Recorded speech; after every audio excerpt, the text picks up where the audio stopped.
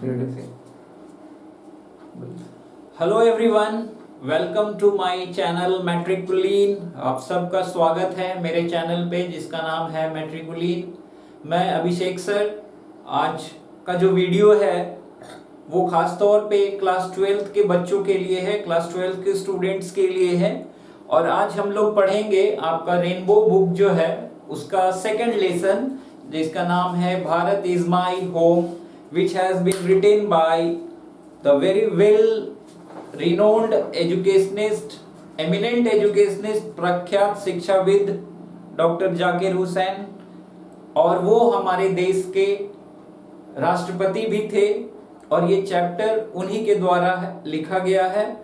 और आगे जाने से पहले मैं आप सबको बता देता हूं कि यदि मेरे इस क्लास का वीडियो आप लोगों को अच्छा लगता है तो और आगे के वीडियोस देखने के लिए मेरे चैनल को लाइक करिएगा, सब्सक्राइब करिएगा और अपने दोस्तों के बीच में शेयर करिएगा।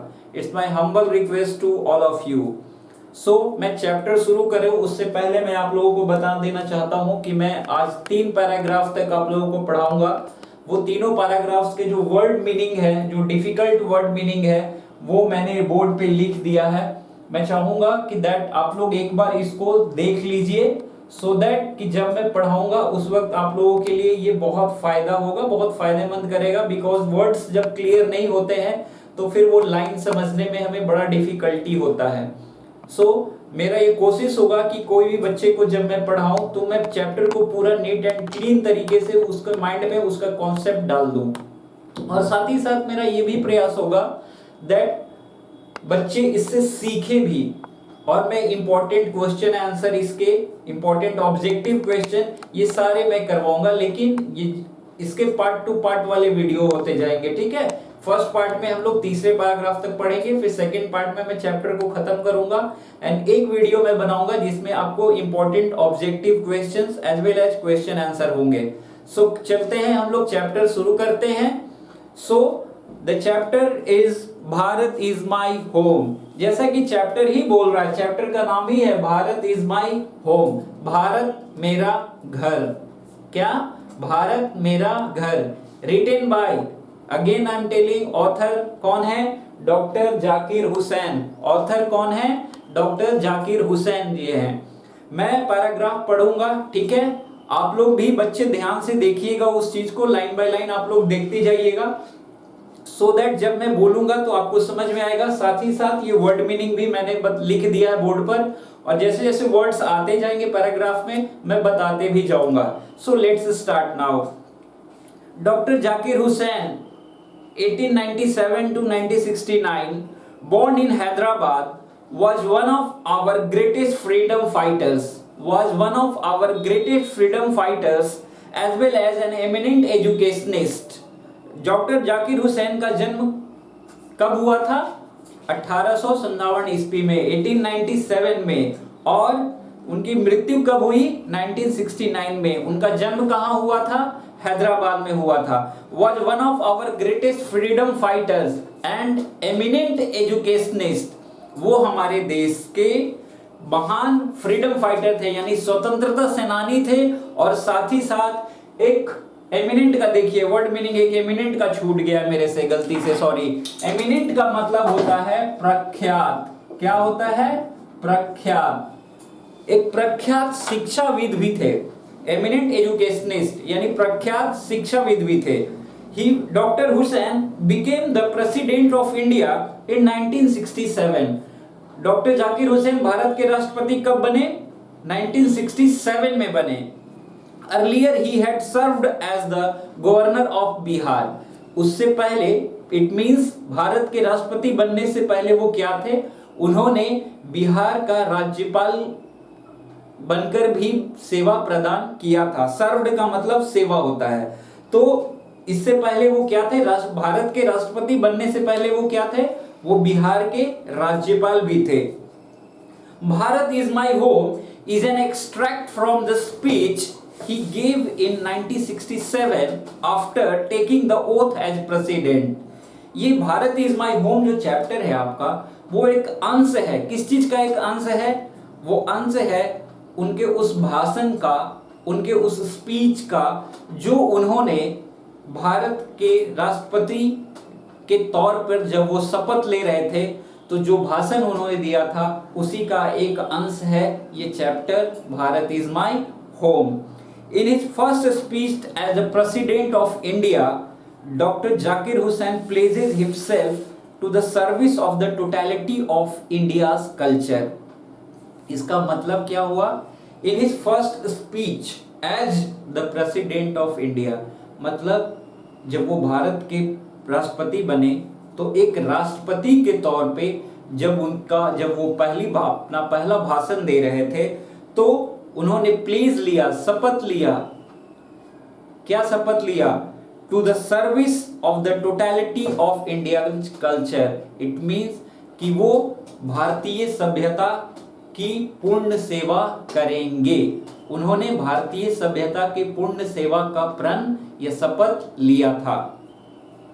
चलिए अब हम लोग पैराग्राफ शुरू करते हैं। यहां तक आप लोग को समझ में आ गया होगा, नहीं आया होगा फिर से आप एक बार बैक जाके वीडियो को वहां से आप देख लेना, बिल्कुल ही समझ में आ जाएगा। और जिन जिन बच्चों को कोई भी एडवाइस सजेशन देना होगा वो मेरे कमेंट बॉक्स में जरूर लिख सकते हैं।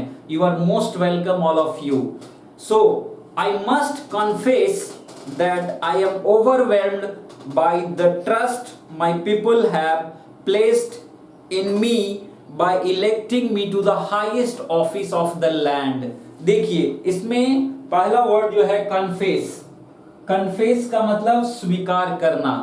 दूसरा ओवरवेल्म्ड, दूसरा वर्ड क्या है? ओवरवेल्म्ड। कन्फेस का मतलब क्या हुआ? स्वीकार करना। ओवरवेल्म्ड का मतलब क्या हुआ? अभिभूत। I must confess that I am overwhelmed by the trust my people have placed in me by electing me to the highest office of the land। वो बोलते हैं मैं ये स्वीकार करता हूं, मुझे ये जरूर स्वीकार करना चाहिए कि मेरे लोगों ने जो मेरे पर विश्वास दिखाया है, क्या दिखाया है? By the trust people have placed in me, जो लोगों ने मेरे पे विश्वास दिखाया है, इस जमीन का, इस धरती का सबसे ऊंचा पद देख के, हाईएस्ट ऑफिस, भारत का सबसे ऊंचा कार्यालय या पद कौन सा है? राष्ट्रपति का है। हमारे देश के प्रथम नागरिक किनको कहा जाता है? हमारे राष्ट्रपति को कहा जाता है। तो वो वही बोल रहे हैं कि मैं ये स्वीकार करता हूं कि जो मेरे लोगों ने, मेरे अपने भारतवासियों ने मुझ पर जो विश्वास दिखाया है, मुझे इस धरती का, इस जमीन का, इस मातृभूमि का, इस भारत की धरती का सबसे ऊंचा पद देकर, सबसे ऊंचा कार्यालय देकर, उससे मैं अभिभूत हूं। वो बहुत प्रसन्न थे, वो बहुत अभिभूत थे। Doctor Radha Krishnan brought to the presidency a mental equipment, a degree of erudition and wealth of experience rarely to be found anywhere। अब वो अपने से पहले, जो उनसे पहले राष्ट्रपति थे, कौन थे? डॉक्टर सर्वपल्ली राधाकृष्णन। वो भी एक महान शिक्षाविद इंसान थे, एक महान शिक्षाविद इंसान थे। देखिए अब यहां दो वर्ड आया, ओवरवेल्म तो हो गया, एरुडिशन यानी विद्वता। क्या? विद्वता। Wealth of experience rarely to be found anywhere. वो बोल रहे हैं कि डॉक्टर राधा कृष्णन जो थे, उन्होंने प्रेसिडेंसी यानी राष्ट्रपति होते हुए उन्होंने इस ऑफिस में क्या लाया? एक mental equipment, a degree of erudition यानी एक विद्वता का ज्ञान, एक विद्वता का डिग्री, एंड वेल्थ ऑफ एक्सपीरियंस, और वेल्थ ऑफ एक्सपीरियंस अनुभव का एक जो दौलत, अनुभव का जो संसार डॉक्टर राधा कृष्णन जो लेकर के आए इस प्रेसिडेंसी में, इस ऑफिस में, वो शायद ही rarely to be found anywhere, यानी वो शायद ही कहीं दिखता है, वो शायद ही कहीं दिखता है, क्योंकि राधा कृष्णन भी एक महान शिक्षाविद इंसान थे। During a lifetime devoted to the pursuit of knowledge and truth। अब pursuit का मतलब प्राप्त करने का प्रयास। During a lifetime devoted to pursuit of knowledge and truth, he has done more than probably any other man to bring out and explain Indian philosophical thought and oneness of all true spiritual values. यानी वो कहते हैं कि पूरे जीवन काल में, during a life time, वो पूरे जीवन काल में वो डिवोटेड का मतलब क्या होता है? डिवोटेड हम किस चीज को कहते हैं? डिवोटेड का मतलब होता है उन्होंने अपना पूरा जीवन लगाया किस चीज में? ज्ञान की प्राप्ति में। Pursuit of knowledge and truth, सत्य और ज्ञान की प्राप्ति में ही उन्होंने, डॉक्टर सर्वपल्ली राधाकृष्णन ने पूरा जीवन लगा दिया। He has done more than probably any other man। उन्होंने किसी और की अपेक्षा कोई दूसरा उतना नहीं कर सकता था जितना उन्होंने किया। किस चीज को? क्या किया? दुनिया को यह समझाने के लिए भारत के दार्शनिक सोच के बारे में, about Indian philosophical thought and the oneness of all true spiritual values. और उनका ये सोच कि सब एक है, वननेस ऑफ ऑल, ठीक है, ट्रू स्पिरिचुअल वैल्यूज, कि सभी लोग एक हैं और धार्मिक रूप से भी सभी लोगों के अंदर एक सत्यता होना चाहिए। He has never lost his faith in the essential humanity of man, and he himself has never ceased to champion the right of all men to live in dignity and with justice। उन्होंने कभी भी अपना विश्वास, faith का मतलब क्या होता है? He has never lost his faith। उन्होंने कभी भी अपना विश्वास, इसेंशियल ह्यूमैनिटी ऑफ मैन, कि इंसान के, आदमी के अंदर मानवता जरूरी होना चाहिए। इट मीन्स कि इंसान के अंदर मानवता होना चाहिए। And he himself has never ceased to champion the right of all man to live in dignity and with justice. अब देखिए, सीज्ड का मतलब रोक दिया, चैंपियन समर्थन करना। उन्होंने खुद को भी इस चीज का समर्थन करने से नहीं रोका कि all man, right of all man, यानी ये सभी इंसान का अधिकार है कि वो डिग्निटी के साथ रहे। डिग्निटी का मतलब क्या? डिग्निटी मतलब गौरव, इज्जत और न्याय। इट मीन्स दैट हर इंसान को गौरव के साथ रहना चाहिए और उसे न्याय के साथ रहना चाहिए। ये थी राधा कृष्णन, हमारे जो डॉक्टर जाकिर हुसैन के पहले जो हमारे माननीय राष्ट्रपति थे, उनकी सोच थी ऐसी। वो हमारे प्रेसिडेंट, जब वो भारत के राष्ट्रपति बने थे तो उन्होंने पूरे प्रेसिडेंसी में सिर्फ यही उनकी सोच थी कि उन्होंने अपना पूरा जीवन जिस चीज में बिताया, उस पूरे ज्ञान को उन्होंने अपने देश की भलाई में यूज करने में लगा दिया। I can only assure you that I enter this office in spirit of prayerful humility and total dedication। I can only assure you, मैं आपको ये आश्वस्त कर सकता हूँ कि मैं इस ऑफिस में, यानी इस कार्यालय में, इस प्रेसिडेंट ऑफिस में मैं जब आया हूँ तो spirit of prayerful humility and total dedication.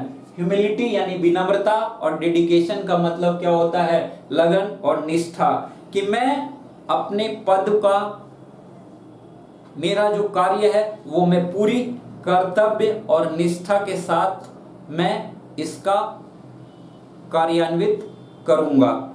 I have just taken the oath of loyalty to the Constitution of India। Loyalty का मतलब क्या होता है? लॉयल होना यानी विश्वासी होना।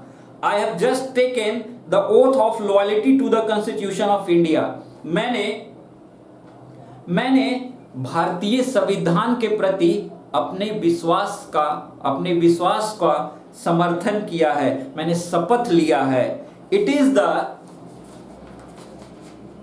the Constitution of comparatively new state which its free citizens have। हमारा जब संविधान उस वक्त जो था वो बिल्कुल नया था, क्योंकि हम लोग, हमारा जो देश था वो गणराज नया ही बना था। इसीलिए वो बोल रहे हैं कि it is the constitution of comparatively new state with its free citizens have. यानी ये जो संविधान है वो तुलनात्मक रूप से बाकी देशों के तुलना में ये बिल्कुल एक नया संविधान है अब फ्री सिटीजन्स का मतलब वो नागरिकों की जिनकी आजादी मिली हुई है, ठीक है। For the first time in history given to themselves, हम सब जानते हैं कि हम सब गुलाम थे, जब हम आजादी मिली उसके बाद हमारा संविधान बना, इसीलिए वो कह रहे हैं कि ये एक नया संविधान है जो आज इंडिपेंडेंट लोगों का, फ्री लोगों का, ठीक है, जो उन्हें इतिहास में पहली बार मिला है। इससे पहले हम सब जानते हैं कि हम लोग गुलाम थे। It is the young state of an ancient people who through the long millennia and through cooperation of diverse ethnic elements have striven to realize timeless absolute values in their own peculiar way। वो कहते हैं कि ये पुराने लोगों का नया देश है। It is the young state, एक नया राज्य है, एक जवान राज्य है पुराने लोगों का, क्योंकि हम सब जानते हैं कि हमने आज़ादी 1948 में पाई थी, ठीक है, हमने आज़ादी, ठीक है, जब हम लोग को आज़ादी मिला, जब हमें आज़ादी मिला उसके बाद हम धीरे धीरे उन्नति किए, हमारा देश में संविधान बना, फिर हमने प्रगति का रास्ता धीरे धीरे अख्तियार किया, हमने प्रगति का रास्ता चुना धीरे धीरे, ठीक है। Then have through the long millennia and through cooperation of diverse ethnic elements, हम सब जानते हैं मिलेनिया का मतलब क्या है, देख लीजिए आप लोग, 1000 वर्ष की अवधि। यहाँ के जो लोग हैं, it is the young state of an ancient people through the long millennia and through cooperation of diverse ethnic elements, means ये देश तो हजारों सालों से है, ये देश हजारों सालों से है, अनेक प्रकार का जातीय diverse ethnic element, it means इस देश में अनेक प्रकार के जात हैं, अनेक प्रकार का धर्म है, अनेक प्रकार की विविधताएं हैं, और ये आज से नहीं है, हजारों वर्षों से है। Have striven to realise themselves absolute values in their own peculiar way, peculiar का मतलब विचित्र, और यही हमारे देश की विचित्रता भी है, और हमने उसी में जीवन को जिया है, हमारा देश उसी से आगे बढ़ा है कि हजारों सालों से, हजारों वर्ष की अवधि में बहुत सारी विविधताएं हैं, बहुत सारी जातियां हैं, लेकिन सब एक सहयोग के साथ रहे हैं। कैसे रहे हैं? सब एक सहयोग के साथ रहे हैं। I place myself to the service of those values, मैं शपथ लेता हूं कि मैं उन वैल्यूज को जो सदियों से चले आ रहे हैं हमारे देश में, मैं उसकी सेवा करूंगा। For though some concrete realization of a value may become inadequate with the change of circumstances, the value remains eternally valid and precious for newer and fresh realization। कहते हैं कि कुछ मूल्य और कुछ सिद्धांत जो होते हैं वो कंक्रीट की तरह होते हैं, जिनमें कभी बदलाव नहीं आ सकता, जिनमें कभी भी बदलाव नहीं आ सकता। The value remains eternally, eternally का मीनिंग क्या दिया हुआ है? नित्य और सदा, वो हमेशा सदा के लिए होता है। लेकिन जैसे जैसे समय बीता वैसे वैसे नई चीजें भी आई, और नई चीजों का भी हमें रियलाइजेशन हुआ, हमें रियलाइज किया। क्या रियलाइज किया? That the past is not dead and static. हमने ये रियलाइज किया कि जो हमारा भूत है यानी इतिहास है वो मरा नहीं है, वो स्टैटिक डेड नहीं है, मरा नहीं है, स्टैटिक यानी अस्थिर नहीं है, क्योंकि हम अपने पास्ट से ही सीखते हैं, हम अपने पास्ट से ही सीखते हैं। It is alive and dynamic, वो जिंदा है और डायनेमिक है यानी गतिशील है, अभी भी बढ़ रहा है। And is involve in determining the quality of our present and the prospects of our future। और वही पास्ट जो है, वही हमारा जो सबसे महान गौरवशाली इतिहास जो है, वही हमारे प्रेजेंट को डिसाइड कर रहा है। क्वालिटी ऑफ आवर प्रेजेंट यानी हमारे वर्तमान की गुणवत्ता को भी बनाएगा, और प्रोस्पेक्ट्स ऑफ फ्यूचर या हमारे भविष्य को भी खुशहाल करेगा। ये था डॉक्टर जाकिर हुसैन जिन्होंने जो अपना स्पीच दिया था, भाषण दिया था, उसके 3 पैराग्राफ मैंने आपको समझा दिए। अगले वीडियो में हम आपको पूरे चैप्टर को समझाएंगे। यदि इस वीडियो से आप कुछ भी सीखे हो तो प्लीज़ वीडियो को लाइक ज़रूर करना, मेरे चैनल मैट्रिकुलिन को सब्सक्राइब ज़रूर करना और साथ ही साथ उसमें बेल आइकन को ज़रूर दबाना, सो दैट कि मेरा आने वाला जो नेक्स्ट वीडियो होगा इस चैप्टर का वो आप लोग तक ज़रूर पहुँचे। और साथ ही साथ ग्रामर के भी आपके जो लेसन्स हैं for competitive students, for 12th, 11th, 10th सभी के लिए ग्रामर के वीडियोस भी, कुछ वीडियोस हैं इसमें भी अवेलेबल। बाकी कुछ वीडियोस क्योंकि वो FB लाइव के वीडियोस हैं तो शायद उसमें थोड़ी इधर उधर की चीज़ें भी हो सकती है, लेकिन मैं फ्रेश वीडियोस ग्रामर का भी बना रहा हूँ और वो जल्दी मैं अपलोड करूँगा। Thank you so much.